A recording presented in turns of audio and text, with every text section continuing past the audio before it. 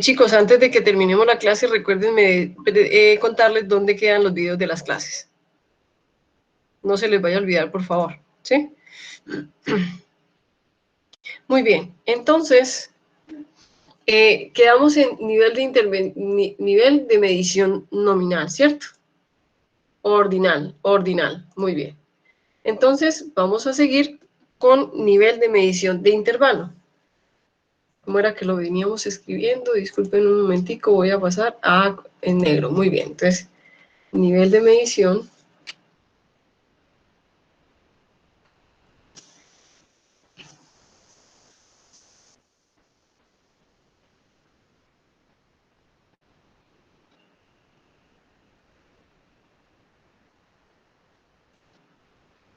de intervalo.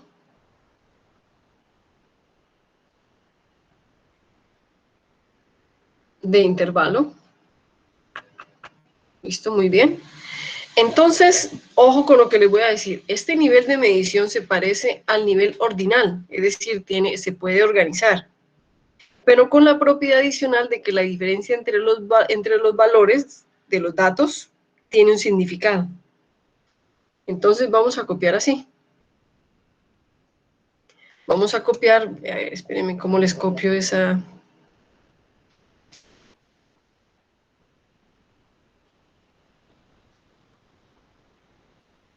Entonces, se pueden acomodar en orden, los datos. Se pueden organizar. Se pueden, espera un momentico. Se pueden organizar, es decir, darles un orden. ¿Listo? Con la propiedad adicional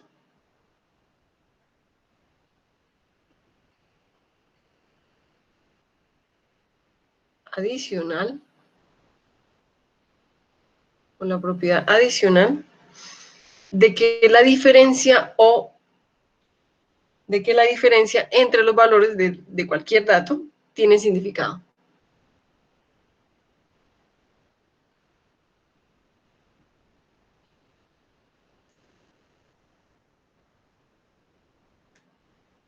Entre los datos tiene un significado.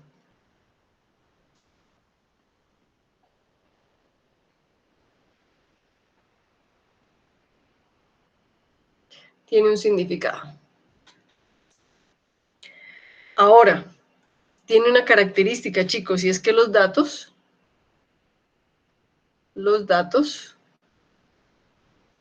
en este nivel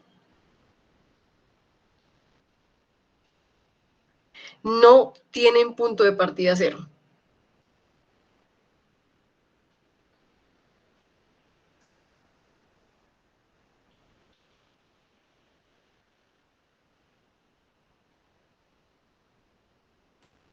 Listo, no tienen punto de partida al cero.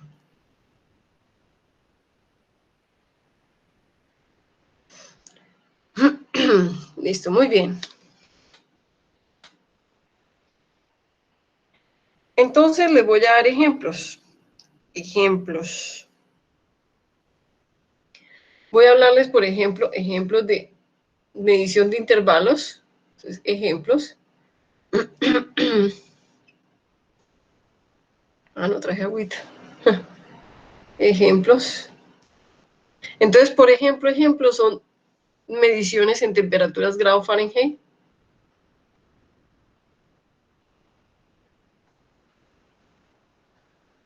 En temperaturas en grado Fahrenheit. Por ejemplo, tenemos una temperatura de 98.2 grados Fahrenheit, ¿cierto? Tenemos otra muy similar que es 98,6 grados Fahrenheit, ¿cierto? Son ejemplos de nivel de medición de intervalo. Son valores que están organizados y que podemos determinar su diferencia. La diferencia entre ellos dos es de 0.4.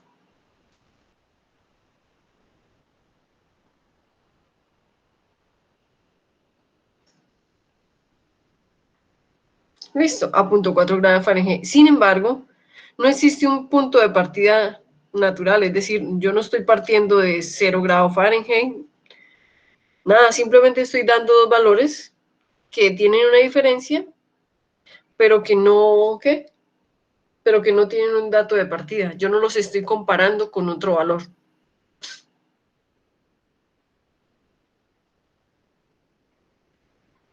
Entonces, lo que quiere decir es que yo puedo representar, ustedes me podrán decir, profe, pero sí existe el 0 °F, pero esto no significa ausencia total de calor o ausencia total de temperatura, ¿cierto?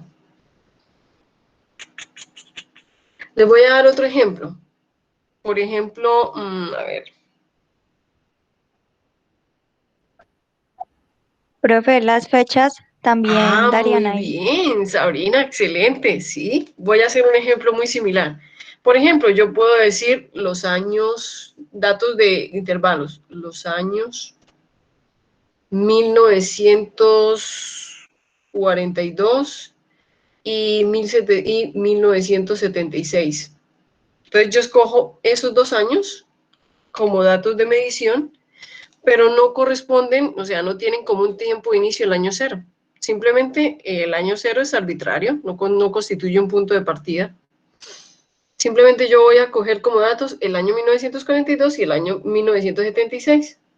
¿Y puedo medir una diferencia entre ellos? Sí, claro que sí, pero no tienen un punto de partida como un año cero. ¿Listo? Si no son datos que cojo en intervalos. ¿Listo, chicos? Como las fechas, como dijo Sabrina, como las fechas. ¿Listo?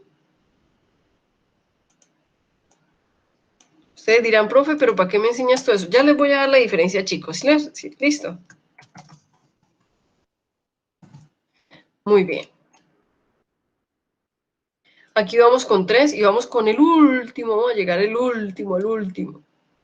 Y se llama nivel de medición de razón. ¿Ya puedo cambiar la diapositiva, chicos? Y el nivel de medición de razón es el que nosotros, ustedes y yo, utilizamos. Les voy a pedir un minutico a tomar agüita.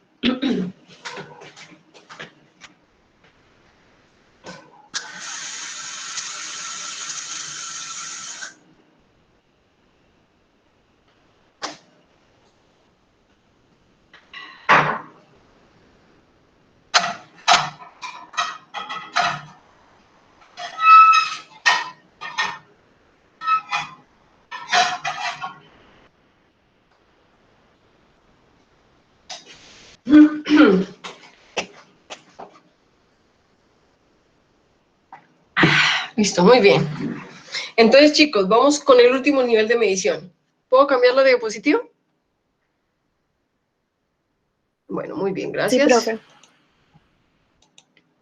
Entonces, una diapositiva, perfecto, acá. Y nos vamos con el último nivel de medición para los datos. Entonces, el último y es el que más utilizamos, el más utilizado, pues por nosotros, por nuestras ciencias. No estoy hablando de economía, no estoy hablando de estadística, estoy hablando de biología, de microbiología, de medicina, ¿cierto? De nuestras ciencias, áreas de la salud y áreas biológicas. Entonces, el otro se llama nivel de medición de razón.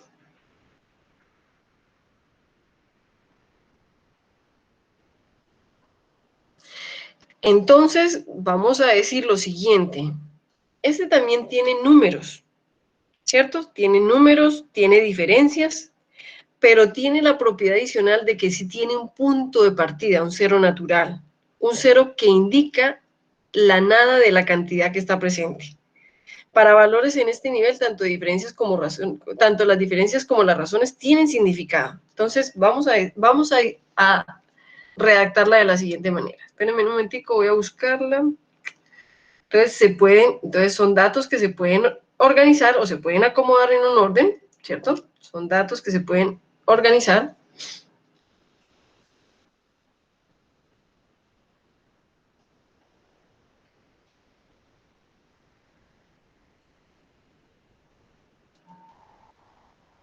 Que se pueden organizar.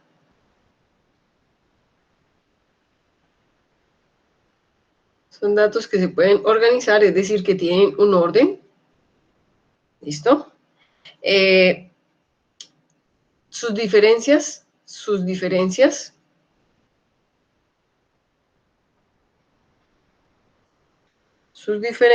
y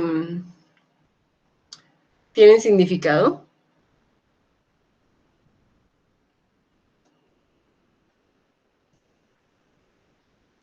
Y parten o inician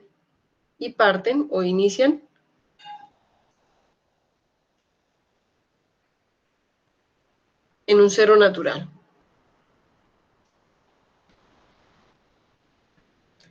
En un cero natural. ¿Eso qué quiere decir? El cero, chicos, indica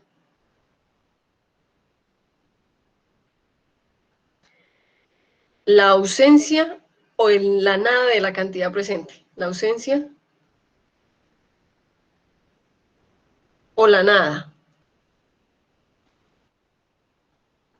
de la cantidad presente o de la cantidad que se está midiendo.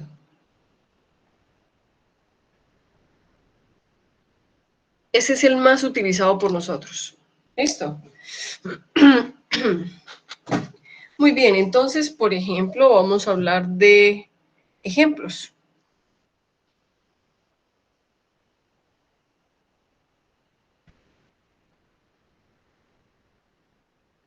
Entonces, en ejemplos, por ejemplo, tenemos distancias.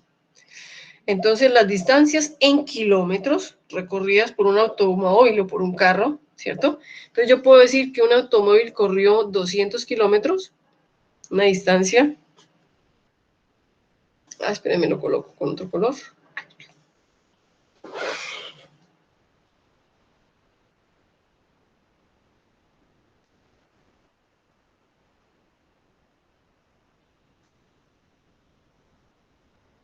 $400 kilómetros y el otro 200.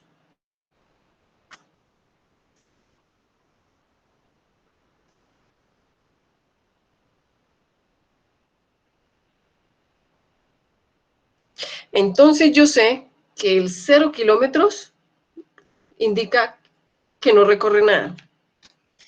Y sé que el 400 es el doble de 200. Entonces, tanto la diferencia indica o tiene un significado como ambas medidas o ambos números, ambas magnitudes tienen un cero natural. ¿Entendieron?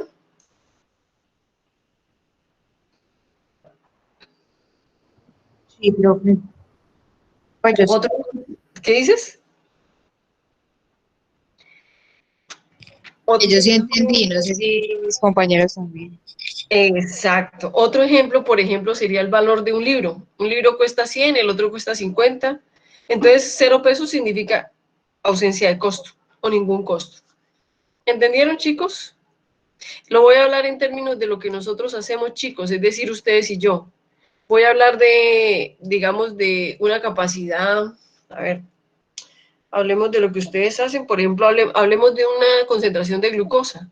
Entonces, una concentración de glucosa de 40, ¿cierto? Gramos por decilitro o gramos por mililitro, y hablamos de una concentración de 80 gramos por mililitro, y hablemos de una concentración de 0.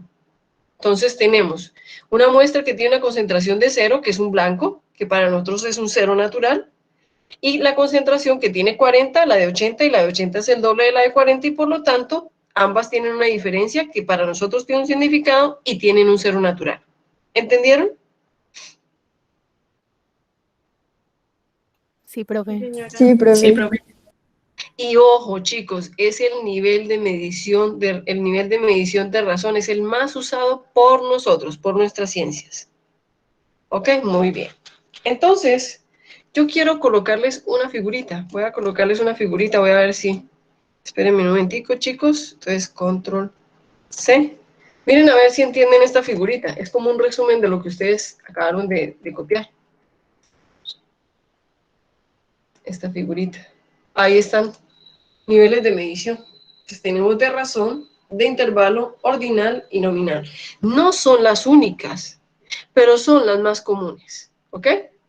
Entonces, en la de razón hay un punto de partida y las razones tienen significado. En la de intervalo las diferencias tienen significado, pero no hay punto de partida. Ahora, las categorías están organizadas, pero no hay diferencias o carecen de significado y solo categorías. Los datos no pueden acomodarse en un esquema de un orden. ¿Entendido, chicos? Cuando ustedes me digan, podemos cambiar la diapositiva.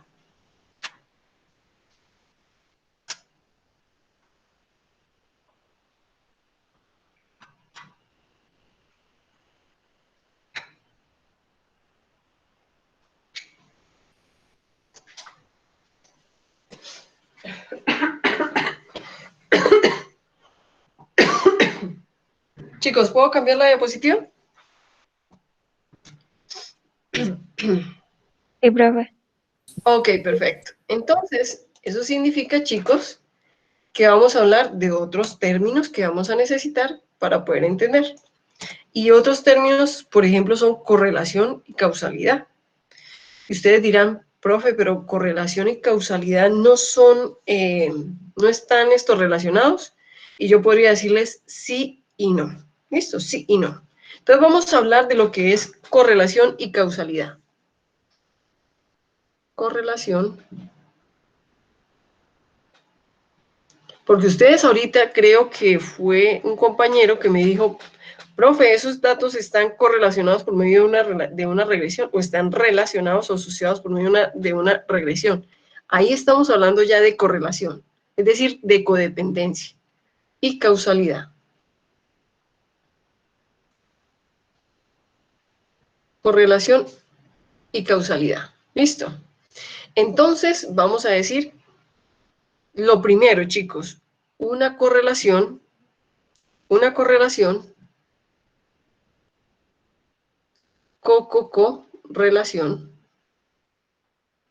Cuando decimos que es una correlación, quiere decir que es una relación donde una variable o un valor depende de otro, ¿cierto? Una correlación no implica causalidad. Ya les voy a explicar. No implica causalidad.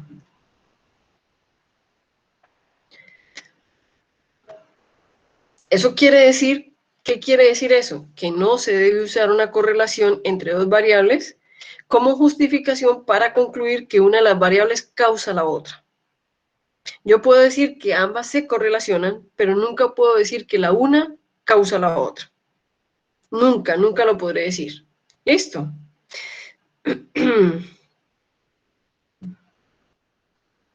Entonces, les voy a dar un ejemplo de la diferencia entre correlación y causalidad.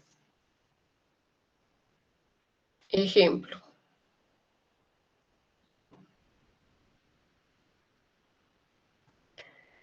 Nosotros podemos decir que el tabaquismo o el cigarrillo, ¿cierto? El tabaquismo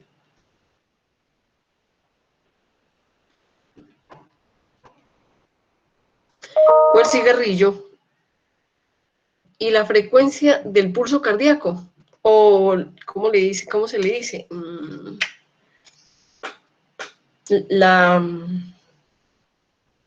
Los latidos, la frecuencia de los latidos del corazón. Entonces, la frecuencia del pulso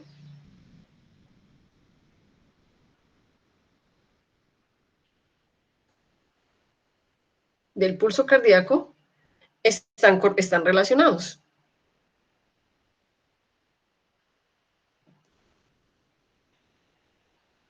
Que ellos dos están relacionados. Es decir, que si yo fumo, pues tengo mayor frecuencia de pulso y si no fumo, pues puedo tener menor o algo así. Y a esa relación se le llama correlación. Es decir, que una puede depender que la una puede depender de la otra. ¿Listo? Incluso yo podría decir que el número de cigarrillos se relaciona con la frecuencia de pulso. ¿Listo? ¿Entendido? Ojo lo que les voy a decir, pero nunca podré decir no, que la frecuencia de pulso, ay Dios, espérenme un momentico, que la frecuencia del pulso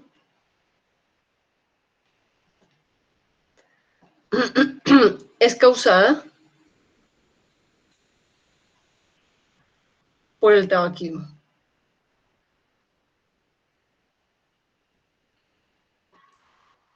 Y entonces ustedes me van a decir, profe, pero ¿cómo así? ¿No que se relacionan? Sí, se relacionan, sí. Pero que la frecuencia que el tabaquismo cause, la frecuencia de pulso, no, porque la frecuencia del pulso es causada por otros fenómenos, por otros procesos, pero no por el tabaquismo. Lo que quiero decirles es que es un error muy común en que la gente diga, ah, entonces la frecuencia de pulso es causada por el tabaquismo. No, no, no, no, no. Eso no se puede decir, eso es un error. Listo, es un error si se tiene una relación o una asociación entre dos variables, concluir que la una es causada o que la otra afecta directamente a la otra. No, no, no, no, no. Listo, es una relación. Puede ser lineal, puede ser no lineal, ¿cierto? Puede ser de múltiples tipos de relaciones, pero no podemos decir que la una causa la otra. Y ese es un error muy común, ¿ok? Entonces, vamos a hablar de otros términos como resultados obtenidos y resultados reportados.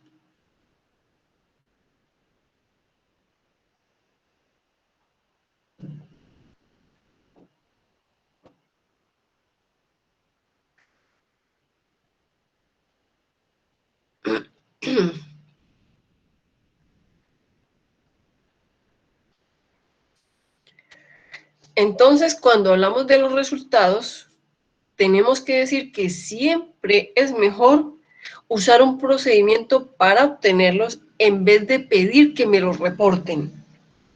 Entonces los voy a copiar ahí. Es mejor, y ya les voy a explicar por qué. Se llama precisión, exactitud, ¿cierto? Muchas cosas. Es mejor usar procedimientos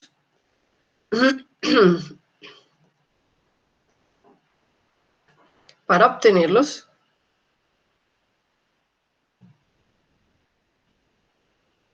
en lugar de pedir que lo reporten.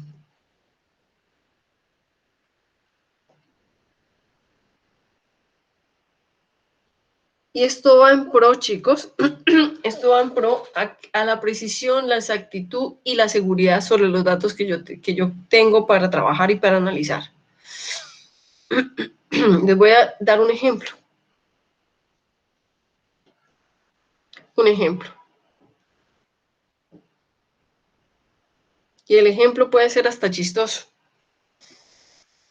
Si usted le pregunta a todos sus compañeros cuál es su peso, o yo diría cuál es su masa corporal, ¿cierto? Es probable que muchos de ellos no lo recuerden, o más bien que cuando le respondan a usted, le respondan el peso que ellos creen tener o el peso deseado, pero no exactamente la magnitud real. En ese caso, chicos, si el peso es la variable más importante de sus datos, es mejor que usted los obtenga. Entonces usted debe coger una báscula, una balanza, tomar a cada uno de sus compañeros, ponerles una posición fija, que todos tengan una posición similar y determinar la masa de cada individuo. ¿Entendieron la diferencia? Entonces es muy diferente. Profe, no, me repite, por favor. Claro que sí, Dailin. Tú quieres los datos de todos tus compañeros, de la masa corporal de todos tus compañeros. ¿Listo? Entonces tú tienes dos formas de obtenerlos. Una es llamándolos y preguntándoles cuál es el peso de cada uno de ellos o la masa corporal. Yo prefiero la masa corporal. ¿Cuál es la masa corporal de cada uno de ellos? Y ellos te dicen, por ejemplo, Angie te diría, no, yo peso 54 kilos. Digamos que Luisa te dice, no, yo peso 48. Manuela te dice, no, yo peso 64. Y así sucesivamente. Entonces, cuando ellos te responden a ti, si tu variable más importante es la masa corporal o el peso de tus compañeros en el tratamiento que tú estás haciendo, entonces ellos te van a contestar o posiblemente el dato que ellos recuerden o posiblemente el dato que ellos quieren reportar, es decir, el que ellos quisieran tener y no necesariamente lo hacen por mala intención, simplemente lo hacen. ¿Listo? Entonces, cuando tú estás haciendo un tratamiento de datos y quieres obtener, y tu variable más importante, la masa corporal de todos tus compañeros, tú debes tener un procedimiento para obtenerlo. ¿Qué quiere decir? Debes coger una balanza, llegar hasta donde tus compañeros, decirles que se suban, tener un procedimiento específico, ojalá estándar, ponerles una posición y determinar la masa de cada uno de ellos. Y esos son tus datos. Entonces es muy diferente obtener los datos a pedir que te los reporten. ¿Entendiste? Sí, ya. Entonces, Gracias. chicos, eso redunda en la precisión, en la exactitud, en la forma en que tú vas a analizar los datos. Incluyendo que cuando tú haces el procedimiento para obtener los datos, vas a obtener experiencia sobre los datos. Ah, es que mi compañero cuando se paró de esta forma afecta un poco la balanza. Es que mi compañero cuando hizo una posición inadecuada afectó el peso. Y así sucesivamente. Entonces vas a ir adquiriendo experiencia y conocimiento del procedimiento que utilizaste para obtenerlo. ¿Entendido? Listo, muy bien, chicos. Entonces vamos a pasar, vamos a pasar a la otra diapositiva. Y en la próxima diapositiva vamos a hablar de las muestras pequeñitas. Por ahí en una partecita de la clase ya alguien había hablado de las muestras pequeñitas y había dicho, no, es que las muestras deben ser, yo les había dicho, las muestras deben ser representativas. Y el compañero me dijo, por lo tanto, no podemos utilizar muestras pequeñas. Entonces vamos siempre a decir que como las muestras son representativas, no debemos, como dijo el compañero, hacer conclusiones sobre una muestra demasiado pequeña y no representativa, ¿ok? Eso es lo más importante de los datos y de todo lo que hemos hablado acá, ¿listo?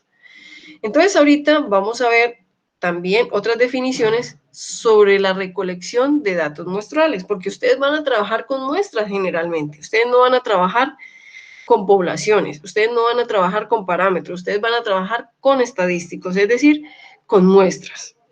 Entonces vamos a hablar de la recolección de datos muestrales.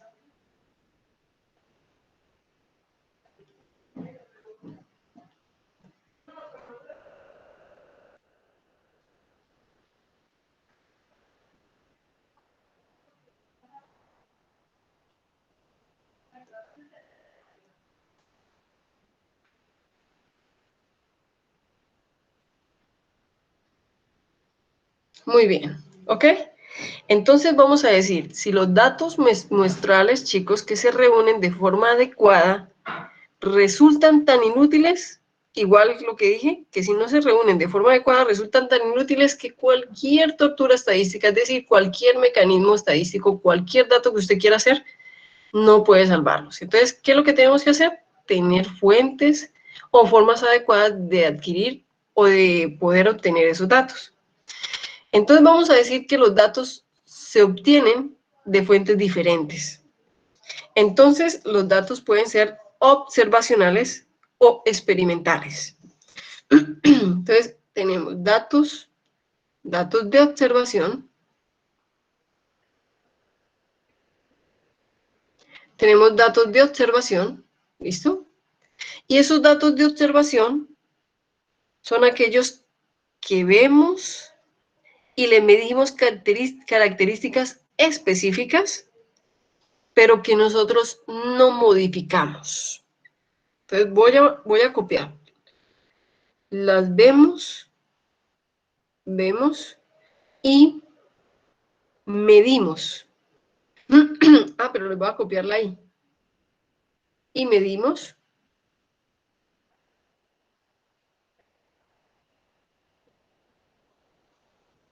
características específicas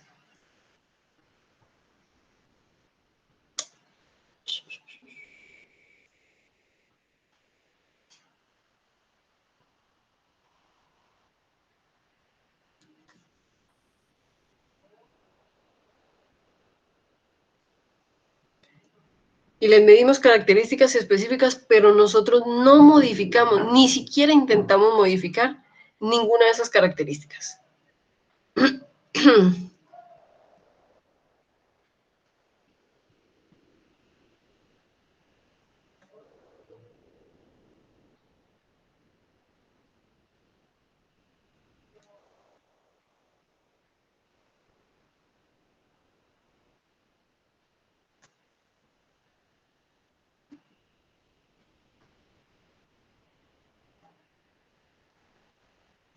ni se intenta modificar las características. ¿Listo? Entonces, la pregunta es, ¿cuándo pueden ser datos de observación? Entonces, por ejemplo, pueden ser datos de observación cuando tú le preguntas a un individuo o observas una característica de ellos, es decir, la longitud, el volumen, el ancho, pero no lo modificas, no lo mueves para nada, solamente utilizas el dato en tu tratamiento. ¿Entendieron?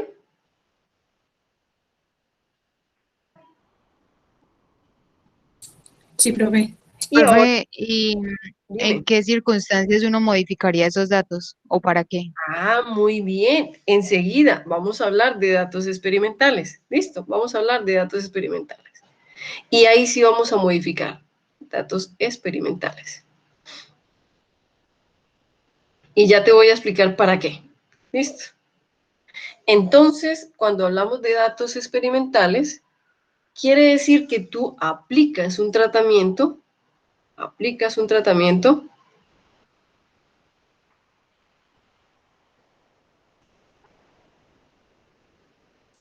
un procedimiento, un método, ¿cierto? Analítico, y luego observas los efectos de ese tratamiento sobre los sujetos o sobre la muestra. ¿Listo? Entonces aplicas un tratamiento que puede ser un método, un procedimiento, y luego observas y mides, observas y determinas. Voy entonces a quitar una I para que no sea redundante. Voy a quitar una I. Entonces, luego observas y determinas el efecto del tratamiento sobre la muestra. Entonces, a esa muestra la puedes llamar unidad experimental sobre la muestra.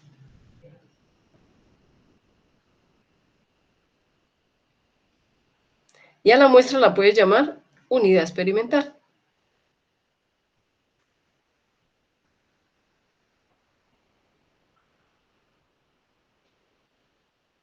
¿Listo, chicos? Entonces ahí, Dailin, sí estamos modificando, sí estamos haciendo un tratamiento. ¿Entendiste?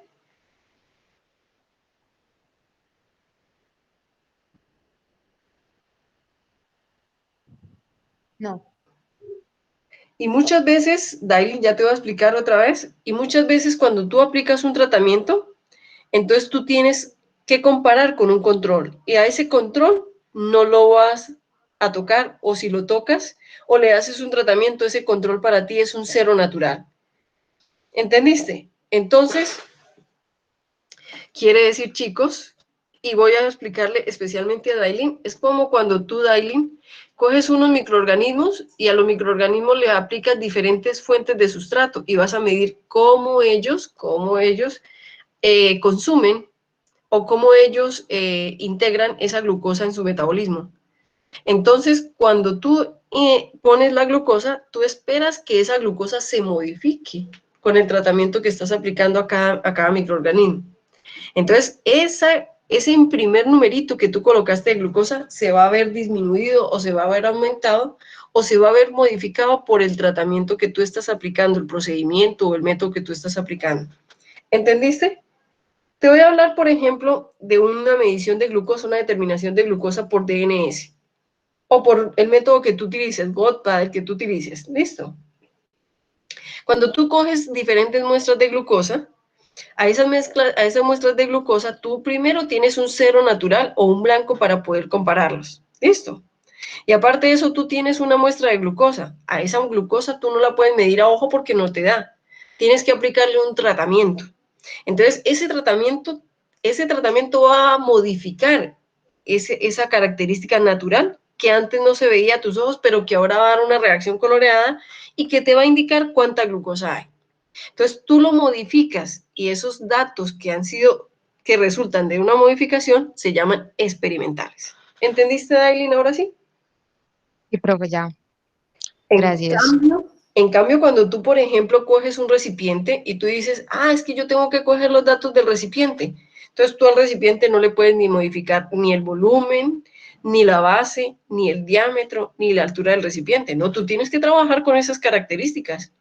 Y esas características son inmodificables. Entonces, esos son datos de observación y otros son datos experimentales, que son aquellos que se modifican o que salen de un tratamiento de modificación. Chicos, ¿entendieron todos?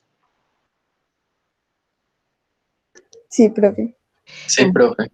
Entonces, para irnos acercando ya un poco más adentro, vamos a hablar de los tipos de muestreo o de los métodos de muestreo. Y ahí vamos a entender cuándo es una muestra representativa, cuándo una muestra no es representativa y así sucesivamente.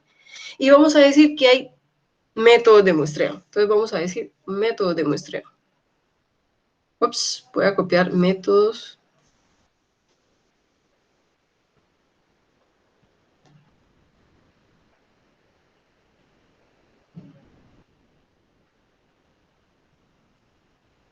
¿Qué significa muestrear? Significa tomar datos, significa coger muestras, coger datos que para mí son muestras. ¿Listo? Entonces, yo les voy a hablar de los 7 más comunes. ¿Hay más? Uy, chicos, hay más. Es más, en metrología tenemos procedimientos validados, totalmente acreditados para tomar muestras, es decir, de muestreo, dependiendo de la matriz. Por ejemplo, si tú tienes una muestra de agua contaminada, tienes que tener un método de muestreo validado para coger las muestras de agua contaminada y poderle medir toda la contaminación, es decir, discúlpenme, carbono orgánico total, para medirle el DBO, ¿cierto? La demanda bioquímica de oxígeno, entre otras cosas. Entonces, vamos a hablar de los métodos de muestreo, los 7 más comunes. Yo les voy a hablar de los 7 más comunes, no quiere decir que no haya más. Listo, pero yo solamente les voy a mencionar 7. Entonces, dentro de los muestreos o la muestra aleatoria, yo les voy a hablar primero de la muestreo aleatorio simple o muestra aleatoria simple. Voy a copiárselos en otro colorcito.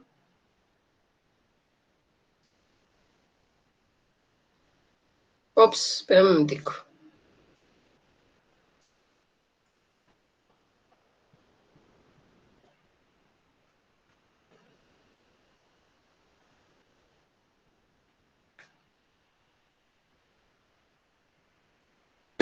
Tenemos la primera que se llama muestra aleatoria simple.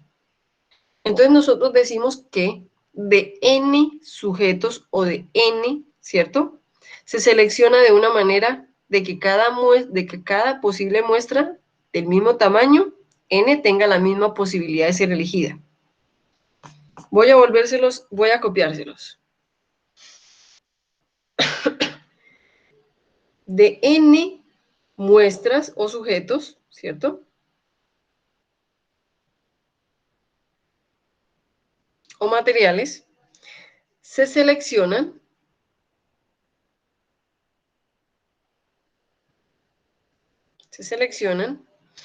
de manera o de forma que cada posible muestra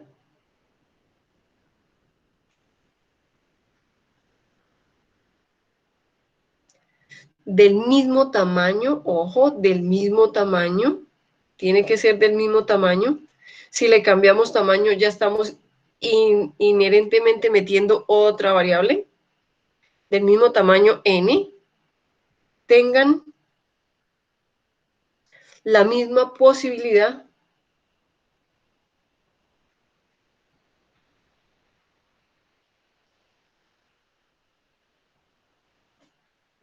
de ser elegidas.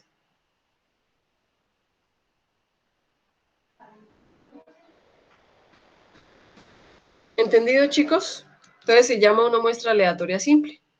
Ahora, ustedes me van a decir, profe, pero ¿cómo así que aleatorio? Hay técnicas o hay estrategias para aleatorizar. Y esas estrategias las vamos a aprender con calculadora, con Excel, ¿cierto? Entonces yo puedo simplemente generar números aleatorios y con ese generación de números aleatorios yo puedo escoger muestras que para mí van a tener la misma posibilidad de ser elegidas. Listo, pero ahorita no vamos a hablar de la aleatorización. Ahorita simplemente estamos hablando de definiciones, ¿ok? Esperen un momentico, chicos. Ok. Vamos a hablar de una muestra aleatoria, pero no simple. Simplemente una muestra aleatoria. ¿Puedo pasar la diapositiva? Sí, señora. Ok, gracias.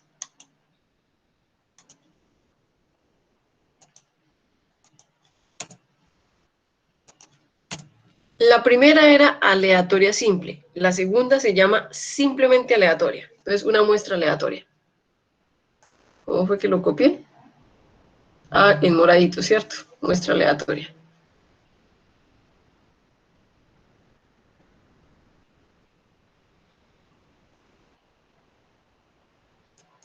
Una muestra aleatoria. ¿Listo?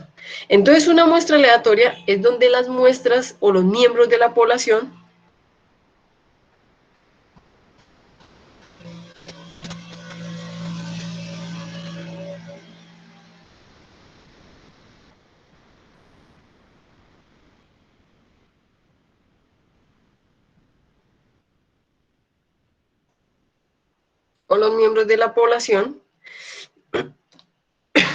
se seleccionan de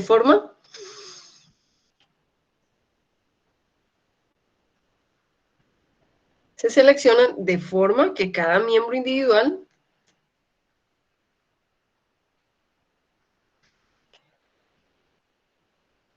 o que cada muestra, ¿cierto?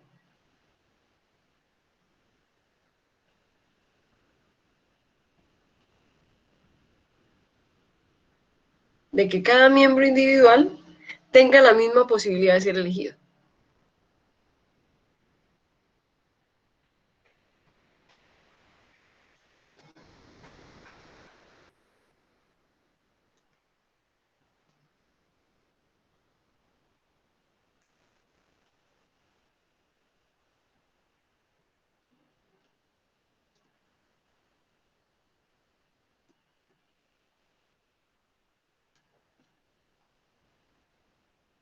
Profe, ¿me podrías explicar qué diferencia hay entre esta y el simple? Claro que sí. Que cuando tú tienes una muestra aleatoria simple, escoges muestras de un mismo tamaño. En cambio, en una aleatoria normal, tú no tienes que pensar en el tamaño de cada muestra. En cambio, en la simple sí, es sujeto al tamaño, es sujeto a una característica que es común entre todas. ¿Entendiste? Sí, profe, gracias. Pero tranquila, no te preocupes que lo vamos a entender más adelante cuando hagamos aleatorización. ¿Listo? Vamos a hablar de muestra probabilística. Ya hablamos de muestra aleatoria, vamos a hablar de muestra probabilística.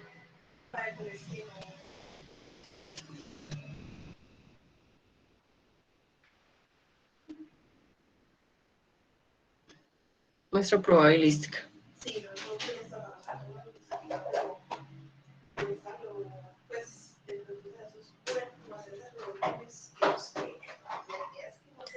Entonces, una muestra probabilística implica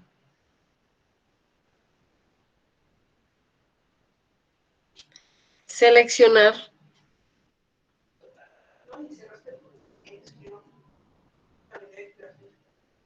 a miembros o a muestras, ¿cierto? A miembros o a muestras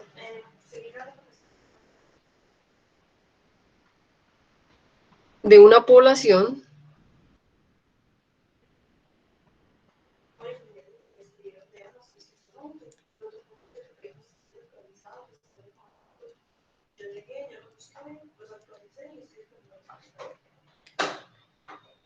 de forma que cada miembro o que cada muestra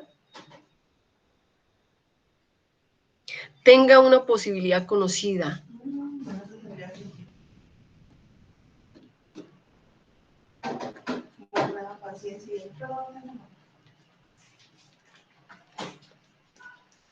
Una posibilidad conocida, ¿ok? Aunque no necesariamente la misma de ser elegido.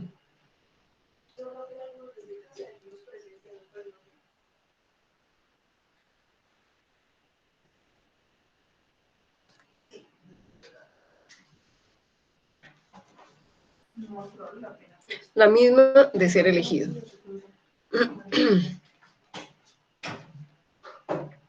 Muy bien.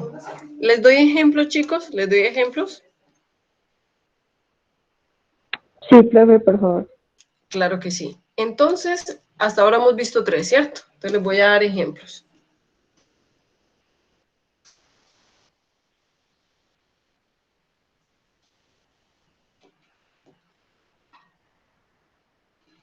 Entonces vamos a hablar de un muestreo de senadores de la política colombiana. Entonces vamos a hablar de un muestreo de senadores. Decimos que cada uno de los 80 senadores colombianos son proporcionados por 8 partidos políticos. Entonces voy a copiarlo. Cada uno de los 80 senadores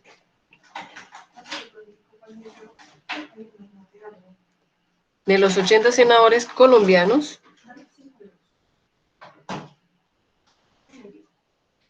son proporcionados o son puestos, ¿cierto? Por 8 partidos políticos. Por 8 partidos políticos.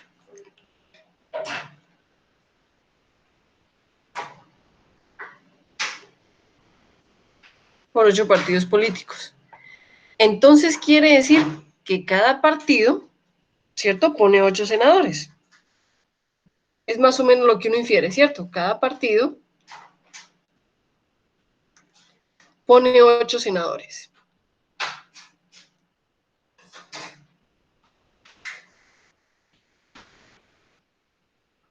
Muy bien. Profe, Entonces, dime. ¿por qué 8 senadores? Colócame cuidado lo que yo estoy infiriendo. Cada uno de los 80 senadores colombianos son puestos por 8 partidos. Entonces yo puedo inferir que cada partido debe poner 8 senadores. ¿Entendiste? Porque son 80 y son puestos por 8 partidos. ¿Listo? ¿No serían 10? Ay, sí, tienes razón. Espera un momentico. Tienes razón. Entonces, quiere decir que cada partido pone 10. Ay, tienes razón, compañero. Di, profe, te estás equivocando. Listo. Entonces, cada partido pone 10 senadores. Listo. Entonces, vamos a suponer lo siguiente, chicos. Vamos a suponer que hacemos tarjetica por cada senador. Entonces, hacemos una tarjetica por cada senador y en el respaldo de la tarjetica le colocamos el partido político. ¿Listo? Entonces, tenemos los nombres de cada senador y en el respaldo le colocamos el partido político. Y esas 80 tarjetas se mezclan, ¿cierto? Esas 80 tarjetas se mezclan y sin tener que mirar, sin tener que hacer nada, se va a escoger una al azar. ¿Listo? Entonces, en esa escogencia al azar, consideramos que cada 10 senadores, es decir, los 10 senadores de cada partido, son una muestra. ¿Listo? Son una muestra. Entonces, acá podemos considerar que los 10, ¿cierto? Los 10 senadores son una muestra.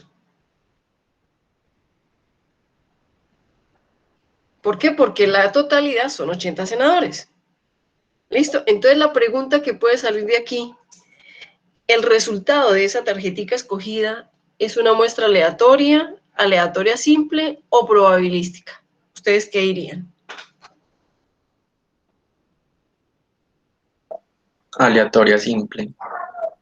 ¿Aleatoria simple? A ver, vamos a mirar. Probabilística. Probabilística. Sí, exacto. Y la pregunta es ¿por qué? O sea, si es aleatoria simple, si es aleatoria normal y si es probabilística, ¿por qué?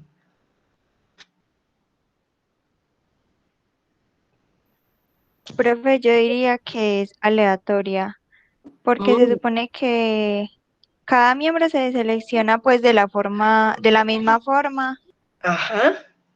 y puede tener las mismas posibilidades, pero no conocemos cuánto tiene cada uno de posibilidad. No, si conoces, claro, ¿por qué no lo vas a conocer? Una compañera dijo que... Profe, Dime. Pues No, yo diría con la probabilística.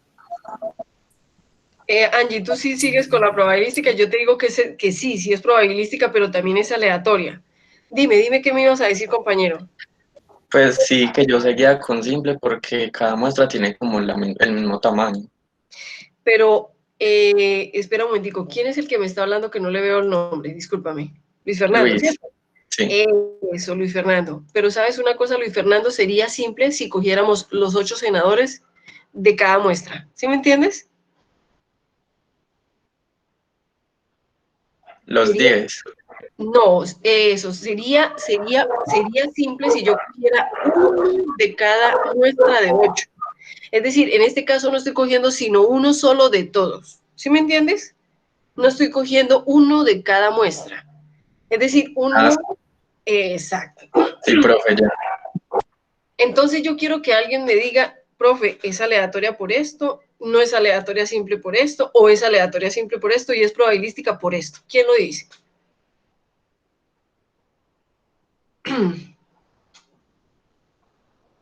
¿Se los digo yo? Pues yo se los puedo decir. Angie Daniela, por ejemplo, dice que es probabilística. Angie Daniela, ¿por qué dices que es probabilística? Pues cada uno tiene como la posibilidad de ser elegido. Y tiene una Entonces cada uno probabilidad. tiene, ajá, Y tiene una digamos probabilidad. uno, son 80, 10. No, así es, de 1 sobre 80. Uno. De 0.012. Exacto. Entonces, ojo, miren, chicos. Entonces vamos a decir, y miren que ahí vamos a dar la solución. Es aleatorio,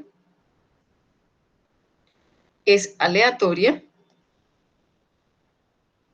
¿cierto? Es aleatoria, primero que todo, porque cada senador tiene la misma probabilidad de ser elegido, ¿cierto? Entonces, porque cada senador tiene la misma probabilidad. Ah, no, tiene igual. Si vamos a copiarle la misma o igual, entonces no copiamos. Tiene igual probabilidad. Probabilidad de ser, probabilidad o posibilidad de ser elegido. ¿Listo?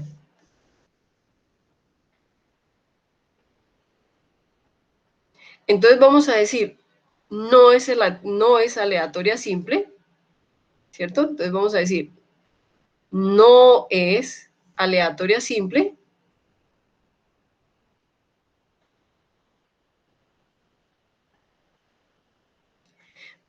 porque no se van a tomar, porque no se toman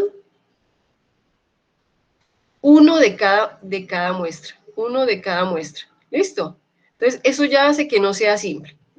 ¿Entendido? Y ojo, es probabilística, y no lo voy a copiar ahí, es probabilística porque cada senador tiene una probabilidad conocida y es 1 sobre 80 de ser escogido. ¿Entendieron, chicos? ¿Entendieron?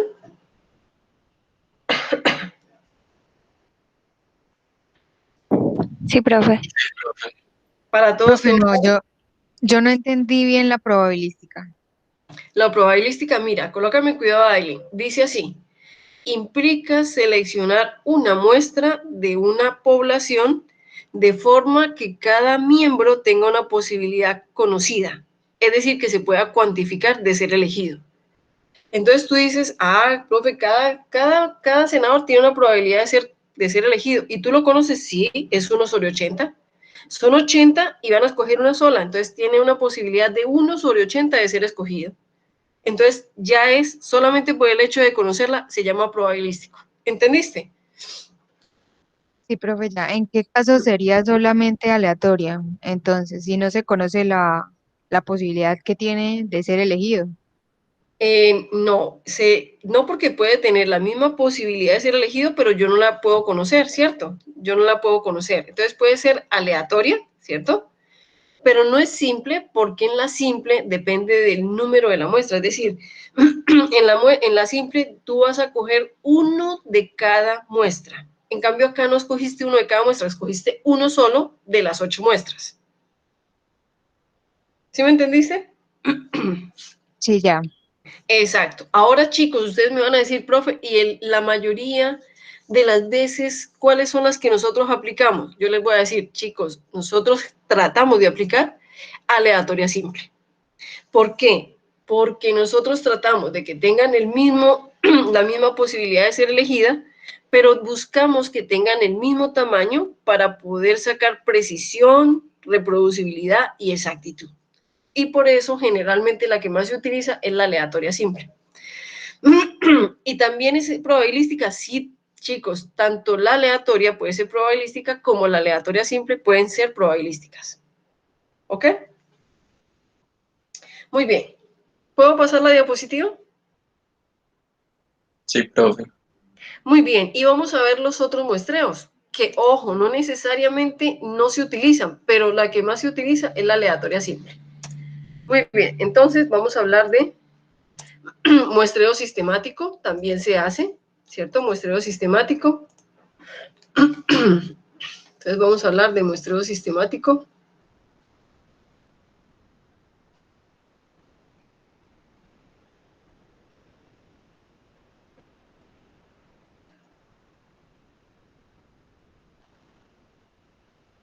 Entonces vamos a decir, en un muestreo sistemático elegimos un punto de partida. Se elige un punto de partida.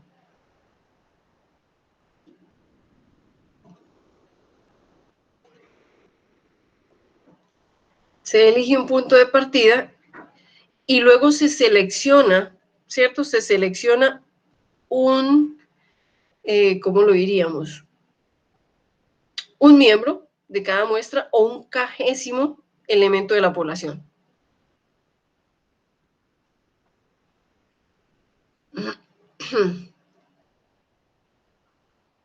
Espérenme, yo borro acá, chicos, que se selecciona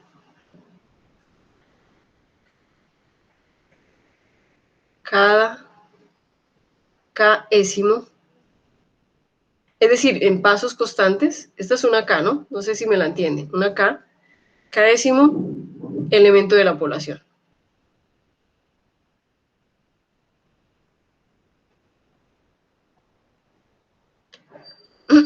Entonces se divide, ¿cierto? Se divide en unos pasos, en unas subregiones, y luego se escoge de esos un elemento de cada uno. Entonces se llama sistemático. Hay un muestreo que yo no les voy a copiar ahí, chicos, que se llama muestreo por conveniencia, y simplemente se utilizan los resultados de quien, simplemente se utilizan resultados que sean fáciles de obtener. Por ejemplo, yo no sé si ustedes se están dando cuenta que ahorita con el COVID se está utilizando muestreo de conveniencia, pero que ese muestreo de conveniencia tiene otras prevalencias estadísticas. Entonces, en este caso le están diciendo, si usted quiere participar en la vacunación, sométase a la vacuna, pero no lo están obligando, entonces es un muestreo de conveniencia. Simplemente están tratando de obtener los datos por facilidad, ¿ok? Listo, muy bien. Entonces vamos a hablar de muestreo estratificado. Muestreo estratificado. Estratificado.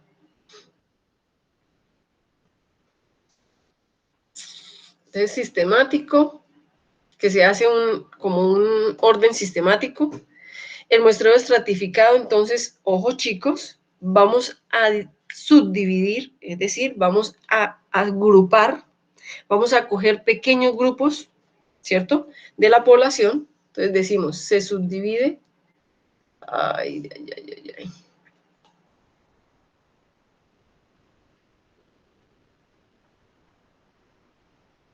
la población, se subdivide la población en al menos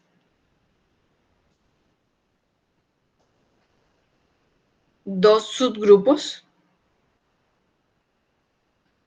Es decir, como mínimo tienen que haber dos subgrupos. Y a esto le llamamos estratos. Estratos diferentes. ¿Listo? De forma tal, chicos, de forma tal que las muestras o los miembros, que las muestras que pertenecen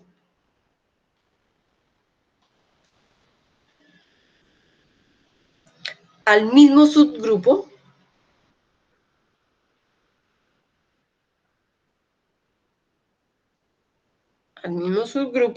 compartan las mismas características. Comparten las mismas características.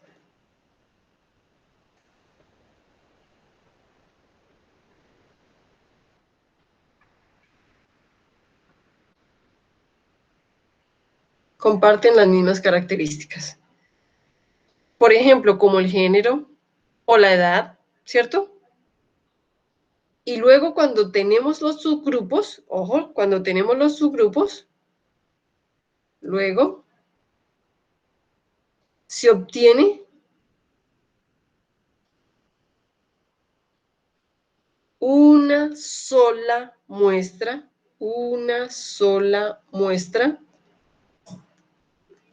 de cada estrato, de cada subgrupo.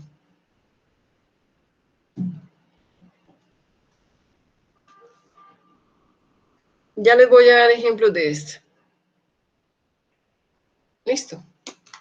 Ustedes dirán, uy, es que se parece mucho a la sistemática. ¿Cierto? Pero no son parecidas. En cambio, la que sigue sí se parece. Y la que sigue se llama muestreo por conglomerados.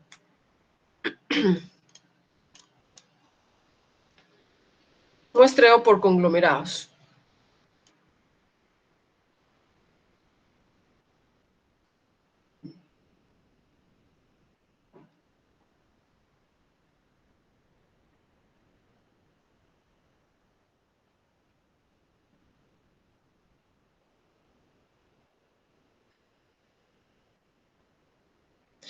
Entonces, ¿cómo es un muestreo por conglomerados? Entonces, primero se divide el área de la población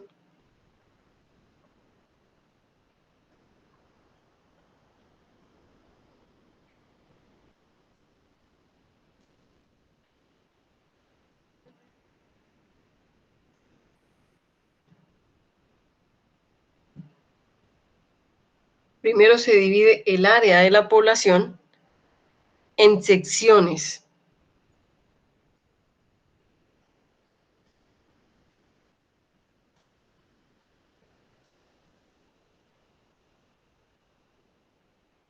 A esas secciones le llaman conglomerados.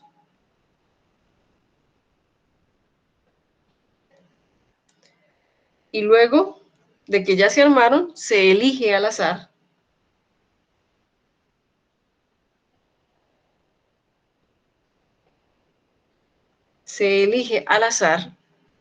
algunos de los conglomerados.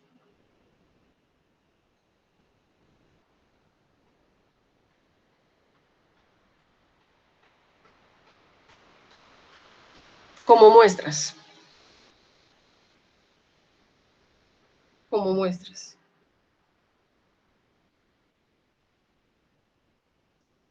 Entonces ustedes dirán, profe, pero ahí se parece tanto estratificado como conglomerado, porque en ambas se subdividen, ¿cierto? La diferencia es que en el estratificado cogemos una muestra de cada estrato, de cada subgrupo, y en el conglomerado escogemos a todas las muestras del conglomerado.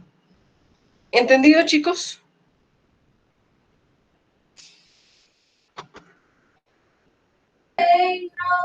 Profe, ¿se puede dar ejemplos ahí también? Claro, total, ya lo vamos a hacer. Listo, ya lo vamos a hacer.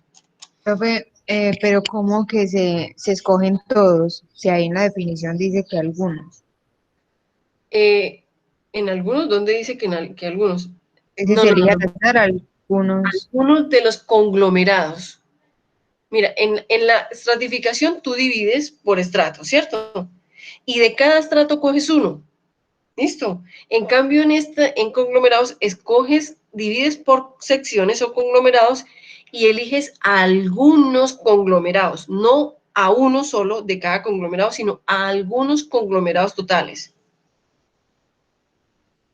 ¿Sí me Ah, ok, entienden? ya, sí. Eso. Entonces, la diferencia está en el tamaño. ¿Cierto que sí? Listo, muy bien. Chicos, ¿puedo pasar la diapositiva? Sí, profe. Listo, entonces muy bien. Voy a mostrarles una imagen que les da visión de lo que acabamos de escribir. Espérenme un momentico, chicos. De todos menos el de muestreo por conveniencia. Ese no los voy a mostrar porque ese realmente no tiene... Entonces, les voy a mostrar el primero, entonces control V. Ahí está, entonces les voy a mostrar este primero y aquí está. Miren, chicos, aquí está el muestreo aleatorio, ¿cierto? Entonces ya entendimos que es el muestreo aleatorio. Cada miembro de la población tiene la misma probabilidad de resultar ser seleccionado. A menudo se usan computadoras para generar números telefónicos aleatorios o números aleatorios. En el simple se selecciona una muestra de n sujetos de manera que cada posible muestra del mismo tamaño tenga la misma posibilidad de ser elegidas. Entonces el tamaño, aquí se coge uno, aquí se coge una muestra completa. Y acá, muestreos sistemáticos. Tenemos todos los sujetos, ¿cierto? Entonces vamos a decir, cada 3 vamos a escoger uno. Entonces, este 3, este 6, este 9, este 12. Esto se llama sistemático. Entonces se selecciona un punto de partida y después cada cagésimo, es decir, cada 3, se va a escoger un elemento de la población. ¿Entienden el muestreo sistemático? Sí, profe. Muy bien, entonces ahora les voy a mostrar en la otra diapositiva las siguientes, el estratificado y el conglomerado. Entonces les voy a mostrar con una imagen también que yo creo que también les va a servir para entender. Control C. Entonces vamos a aplicar este control V. Es este. Entonces aquí tenemos el muestreo por estratificación y por conglomerado. Entonces tenemos, ojo, tenemos muestreos. Se subdivide la población en al menos 2 subgrupos. Aquí tenemos demócratas y republicanos en Estados Unidos. ¿Listo? De manera que los sujetos del mismo subgrupo compartan las características como género o categoría de edad. ¿Listo? Entonces, todos con el mismo género y la misma categoría de edad. Y después se obtiene una muestra de cada subgrupo. Entonces, cogemos uno de acá, uno de acá. ¿Listo? Muy bien. Uno solo, uno de acá, uno de acá. Ahora vamos por conglomerado. Entonces, dividimos en secciones, ¿cierto? Y después cogemos una sección completa y otra sección completa. No es que cojamos uno de esta y una de esta, no. Cogemos todos los de esta y todos los de esta. ¿Entendieron la diferencia?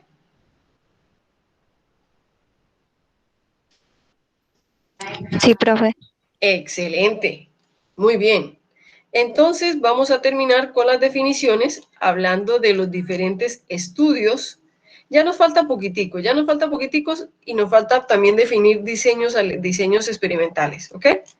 Entonces vamos a hablar de, yo sé que cuando uno está hablando de definiciones es un poquito cansón, ya lo más interesante es cuando uno empieza a aplicar esas definiciones.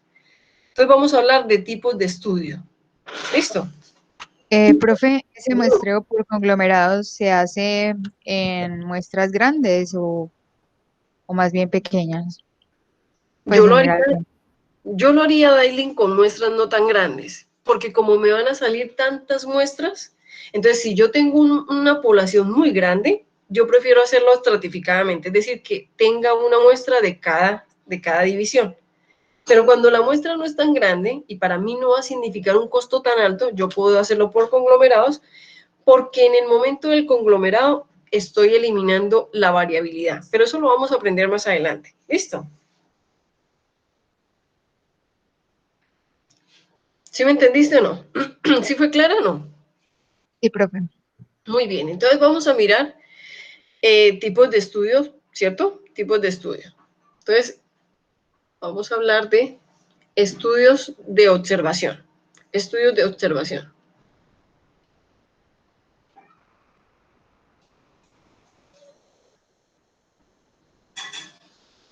Recuerden que cuando nosotros observamos no modificamos y estos son tipos. ¿Listo? Tipos de estudios de observación. Entonces vamos a hablar de estudio transversal.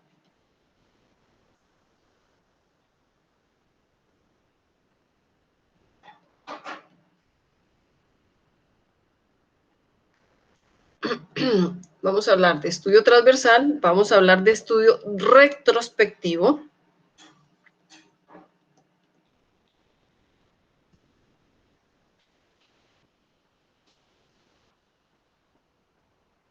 El estudio retrospectivo también se conoce como control de caso, ¿cierto? Pero no los voy a copiar. Y estudio prospectivo. El estudio prospectivo también tiene otro nombre y es que algunos lo conocen como longitudinal o de cohorte, ¿cierto? Pero no, tampoco les voy a poner esos nombres. Entonces tenemos transversal, retrospectivo y prospectivo. Entonces, ¿en qué se diferencian? Entonces, cuando tenemos transversal, quiere decir que los datos se observan, se miden y se reúnen en un solo momento. Los datos se miden, se observan, se miden en un solo momento.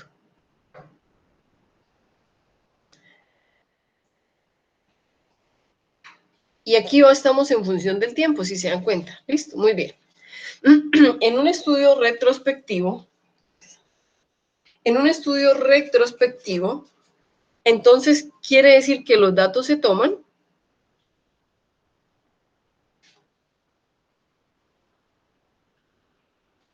del pasado, del tiempo pasado.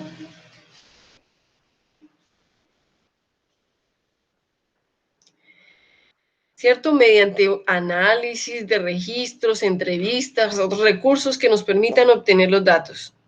¿Cierto? Entonces, siempre que nosotros tenemos datos pasados y vamos a obtener resultados de esos datos pasados, como cuando queremos contar la historia, como cuando queremos hacer un estudio sobre una enfermedad, cuando queremos hacer un estudio, un análisis de una epidemiología, cuando queremos hacer la estadística o el tratamiento de datos de una producción que ya está lista, ¿cierto? Entonces se toman datos del pasado y se llama retrospectivo porque toma datos del pasado. Es decir, es regresar en el tiempo para reunir datos acerca de las características que son de interés. Y vamos a hablar del prospectivo. Entonces, los datos se reunirán del tiempo cero,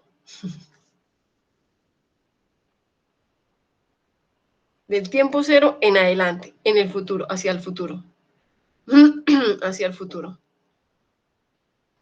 Y se habla del tiempo.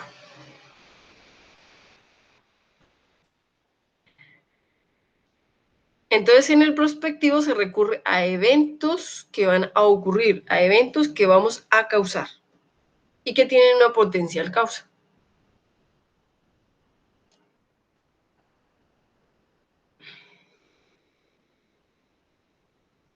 Listo, entonces voy a mostrarles una figurita que les va a explicar más estos estudios. Cuándo se toma transversal, cuándo se hace retrospectivo y cuándo se hace prospectivo. Entonces, nosotros, chicos, tenemos la tendencia a hacer estudios transversales y prospectivos, ¿ok?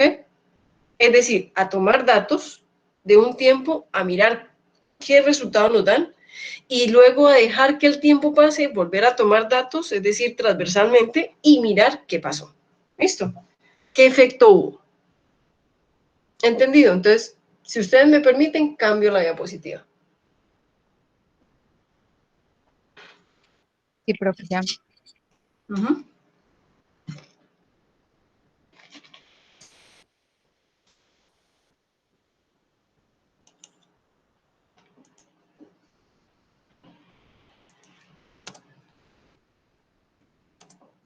Entonces, miren, les voy a poner esta figurita y ahí lo van a entender mejor.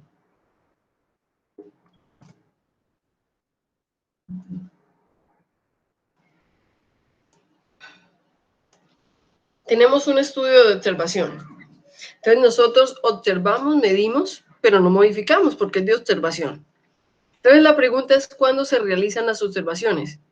Si los datos fueron de un tiempo pasado, entonces es retrospectivo y nos va a servir para analizar, pues para hacer conclusiones y tratamientos. Si lo tomamos en el presente, ¿cierto? Si hacemos datos y lo tomamos en el mismo momento, se llama transversal. Y si nosotros lo que hacemos es hacer los datos para que tener es decir, hacer un tratamiento para tener datos o tiempos en esto, datos en el futuro, se llama prospectivo. ¿Entendido, chicos?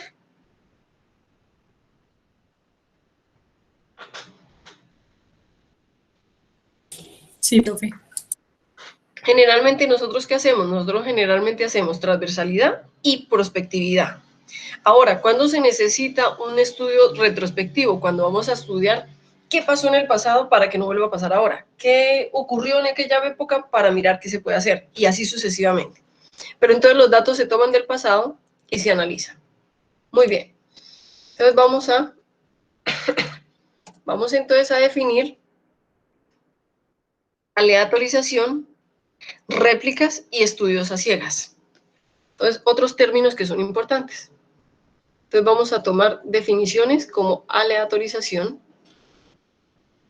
aleatorización, aleatorización. Entonces vamos a decir que la aleatorización es un proceso de selección aleatoria. Y ustedes dirán, pues es lógico, ¿sí o no? Entonces ustedes dicen, la lógica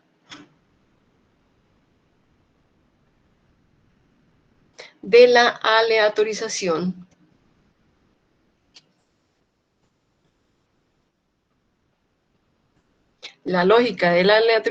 es el uso de... Un momento, chicos. Es el uso de la probabilidad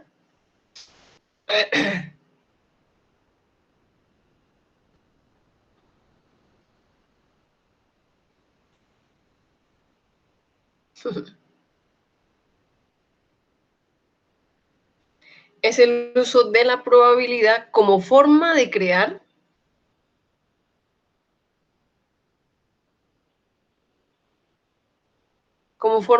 grupos similares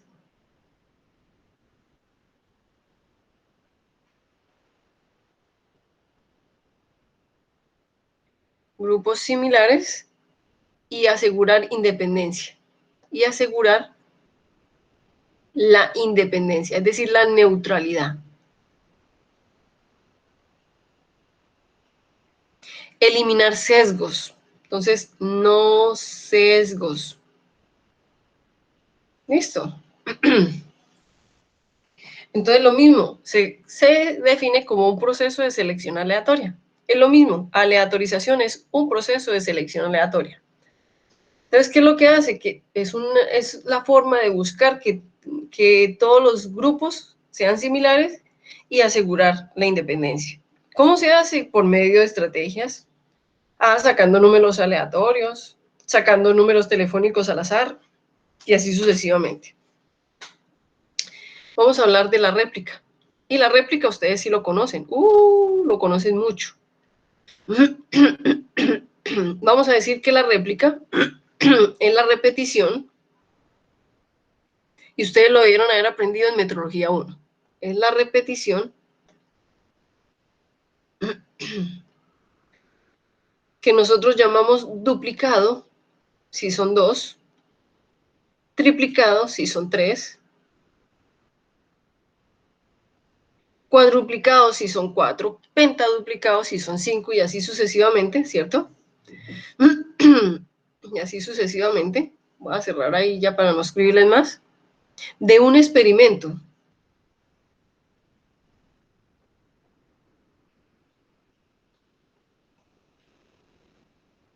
De un experimento realizado sobre más de un objeto o una muestra.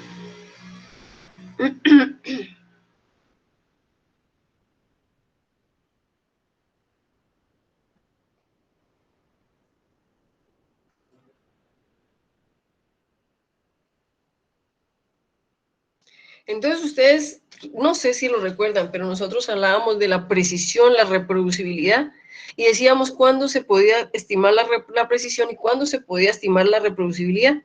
Entonces decíamos, la precisión se obtiene en el mismo momento, entonces sacamos réplicas, entonces hacemos duplicado, triplicado, cuadruplicado, pentaduplicado. ¿Listo? Y eso redunda en la precisión. ¿Entendido, chicos? Ahora, entonces, decimos lo siguiente. decimos lo siguiente, ayuda, ojo, ayuda a confirmar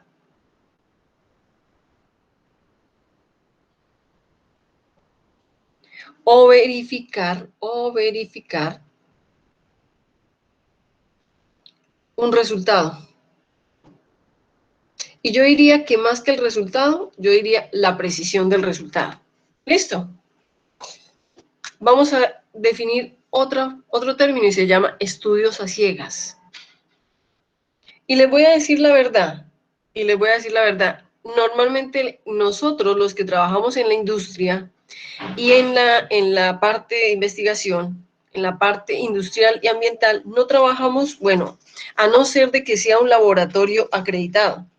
Entonces, ahora, los que sí trabajan mucho con estudios a ciegas son los laboratorios médicos y clínicos. Ellos sí hacen muchos estudios a ciegas. Pero ustedes lo deben conocer, ¿cierto? Para que sepan cuando les digan, ah, es que era una muestra ciega. Ya van a saber que es un estudio a ciega. ¿Listo? Muy bien. Entonces, chicos, un estudio a ciega es una técnica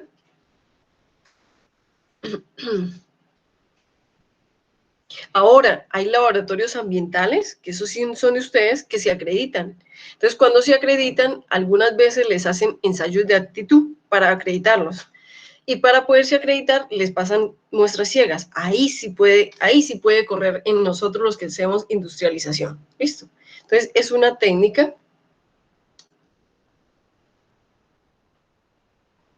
en el que la muestra... Ups, yo creo que eso no se entiende, pero bueno. En el que la muestra... Disculpen, no es en el que la muestra, en el que el analista, en el que el analista, ¿cierto? El analista o la persona que está haciendo el ensayo no sabe si está recibiendo un tratamiento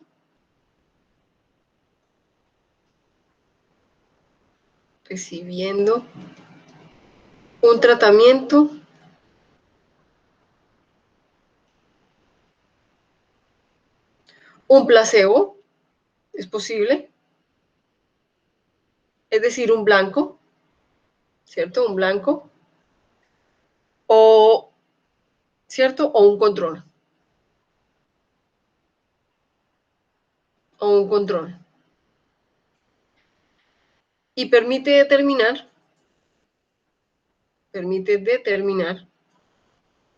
ya les voy a dar un ejemplo, permite determinar si el efecto del tratamiento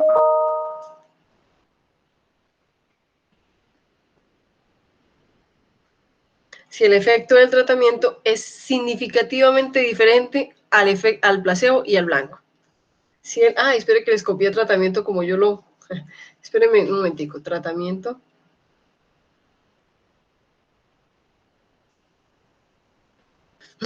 Si el efecto del tratamiento es significativamente diferente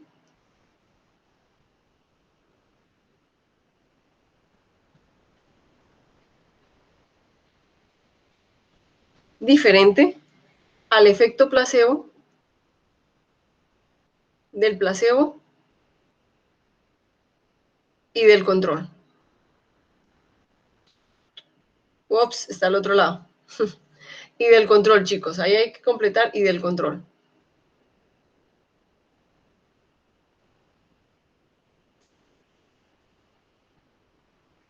Listo, muy bien. Entonces ustedes dirán, profe, ¿cómo así que un estudio a ciegas? Entonces yo les voy a dar un ejemplo muy típico de un estudio a ciegas.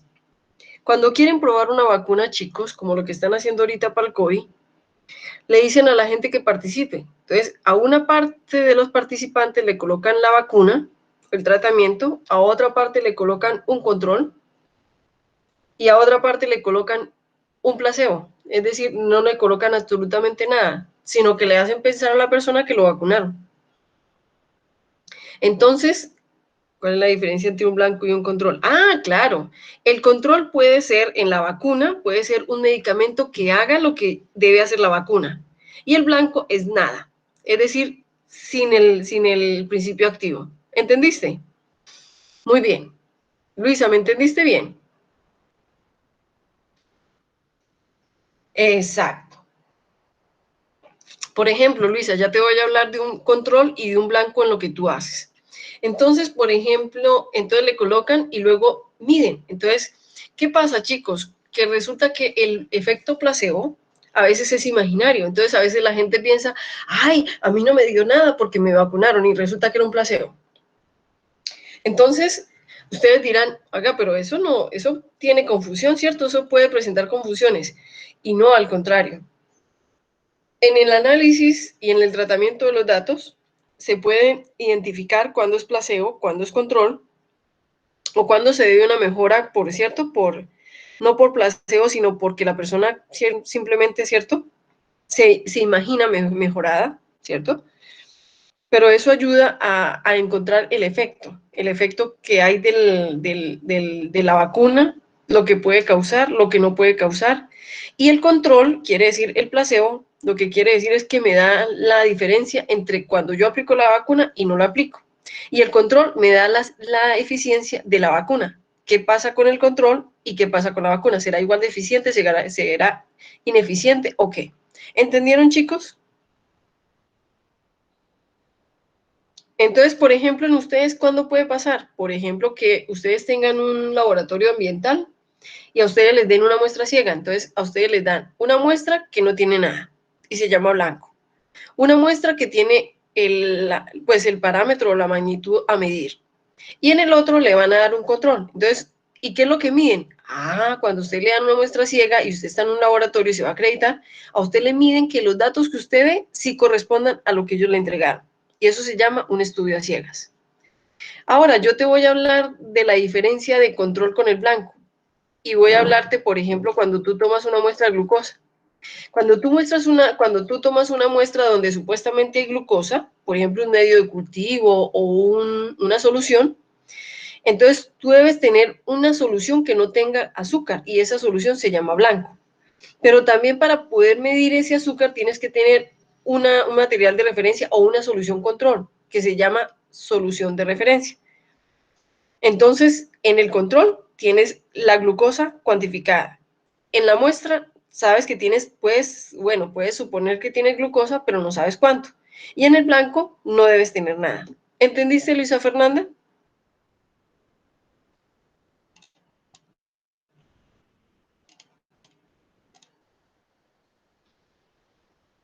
Ok, perfecto. Chicos, ¿alguna duda? ¿Hasta este punto alguna duda? Muy bien. Entonces, eso quiere decir que voy a cambiar de diapositiva. Uf, qué clase tan larga esta. Ya vamos a terminar. Ya vamos a terminar. La última diapositiva que les hago, chicos. ¿Listo? Ya vamos a terminar. Y en esta vamos a definir diseño experimental. Oh, ¿qué es un diseño experimental? Entonces vamos a decir, chicos, que vamos a aprender de 4 tipos de diseños experimentales. Pero no porque sean los únicos que hay. Y no porque sean las categorías de diseños experimentales que hay. ¿Listo? Entonces vamos a aprender de diseño experimental completamente aleatorizado. Entonces, diseño experimental.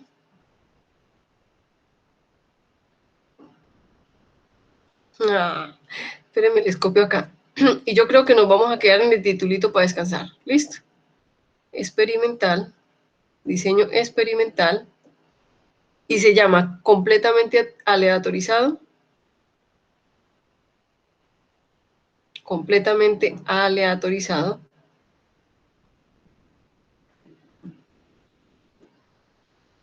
También vamos a tener diseño de bloques aleatorizado.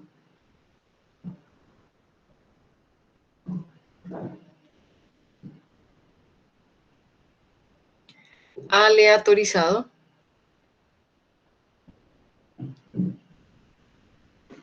Y vamos a tener diseños rigurosamente controlados.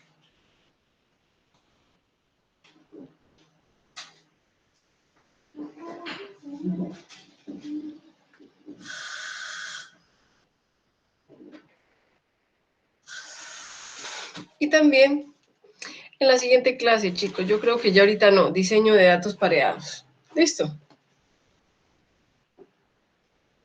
Yo creo que tanto ustedes como yo estamos cansados, ¿cierto? Me equivoqué acá.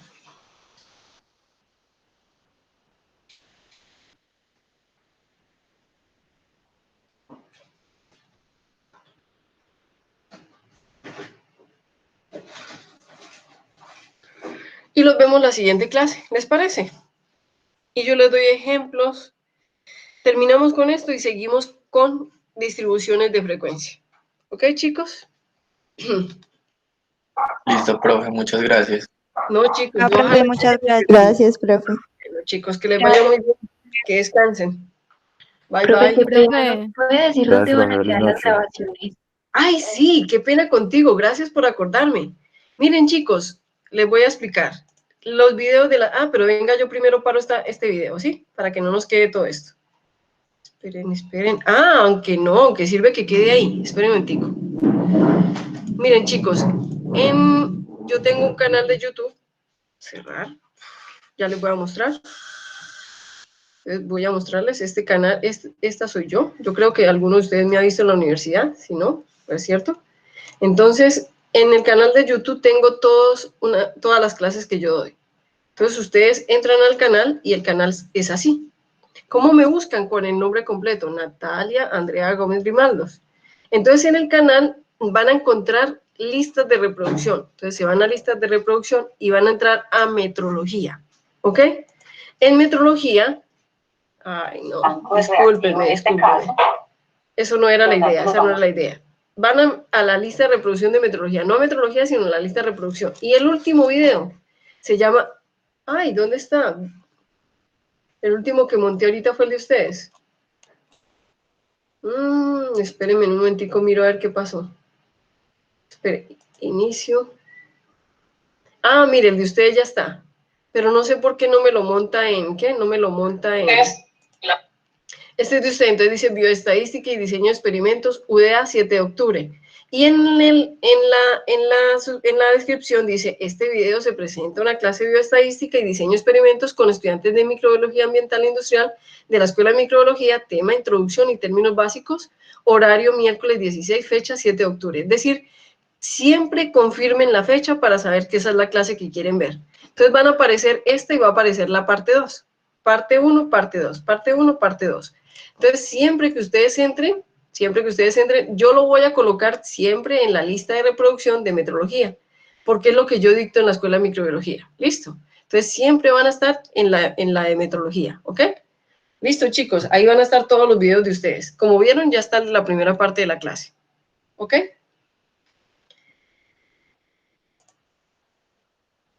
Listo, profe. Listo, chicos, que les vaya muy bien, que descansen. eso, Bye, profe. bye. Hasta Gracias. luego.